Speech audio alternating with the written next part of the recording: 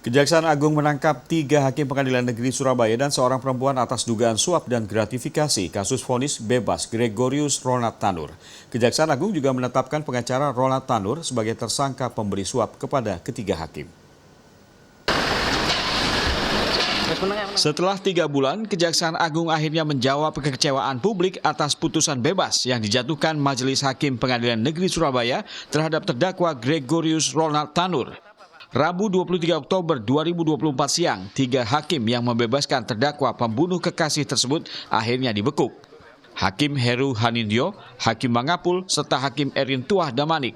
Rabu sore langsung diperiksa penyidik Kejaksaan Tinggi Jawa Timur sebelum dibawa ke Jakarta. Di mana dilakukan pengamanan terhadap 3 orang yang diduga menerima suap gratifikasi terkait perkara yang berkaitan dengan penanganan perkara atas nama Ronald Tanur.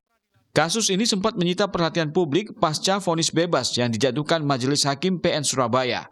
Padahal sejumlah bukti menunjukkan Ronald melakukan penganiayaan yang diduga menyebabkan kematian sang pacar, Dini Sera Afrianti. Namun bagi hakim, kematian korban akibat penyakit lain yang dipicu konsumsi minuman beralkohol, bukan karena luka dalam pasca dugaan penganiayaan oleh Ronald Tanur. Hakim juga menilai Ronald masih berupaya menolong korban di masa-masa kritis. Hal itu dibuktikan dengan terdakwa yang sempat membawa korban ke rumah sakit untuk mendapatkan pertolongan. Sementara itu, Kejaksaan Agung juga menetapkan pengacara Ronald Tanur, Lisa Rahmat, sebagai tersangka pemberi suap ke ketiga hakim Pengadilan Negeri Surabaya.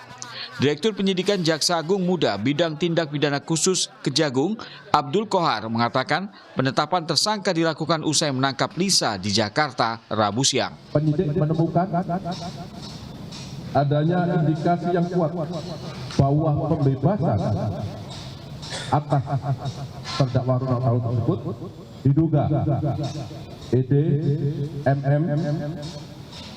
ED, AH, dan M menerima suap dan atau gratifikasi dari pengacara LS. Dikutip dari cnnindonesia.com, Mahkamah Agung membatalkan putusan bebas terdakwa Gregorius Ronald Tanur di Pengadilan Negeri Surabaya. Melalui kasasi, MA malah menghukum Ronald Tanur dengan pidana penjara selama 5 tahun. Selain karena aksi penganiayaan yang video rekaman CCTV-nya viral, terdakwa Ronald Tanur diketahui sebagai anak mantan anggota DPR RI fraksi PKB Edward Tanur. Tim Liputan.